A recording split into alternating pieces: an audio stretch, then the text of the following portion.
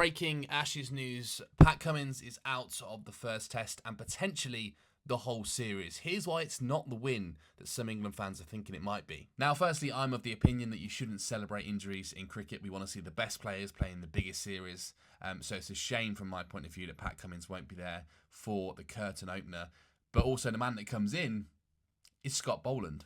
And let's not forget, Scott Boland is a very, very good bowler. In my opinion, he's one of the most underrated test cricketers in world cricket. He's kind of been robbed of a test cricketing career, in my opinion, because of how good Cummins, Stark and Hazlewood have been for Australia for so many years. Let's not forget Scott Boland still averages 16 with the ball from his 11 test matches.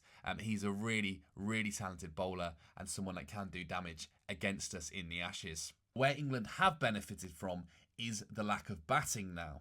What that Australia seam attack bring you is not just good bowling, they bring you some really good lower order batting in Mitchell Stark and Pat Cummins. And I actually think the Ashes is going to be a series that will be dominated by the bats and there'll be lots of runs scored, which makes those sort of lower order runs even more vital because it could be the difference between the two sides. If Australia have lost Cummins for at least one test, if not all of them, probably means Nathan Lyon has to go to number 9, who isn't a stronger bat. Can hold a bat, but he's not someone you would guarantee will get you lower order runs. Scott Boland comes in with a pretty low average with the bat in first class cricket. He's not someone you can rely on either. So that is an area where with Cummins out, Australia have got weaker, and that's the area that England might benefit from.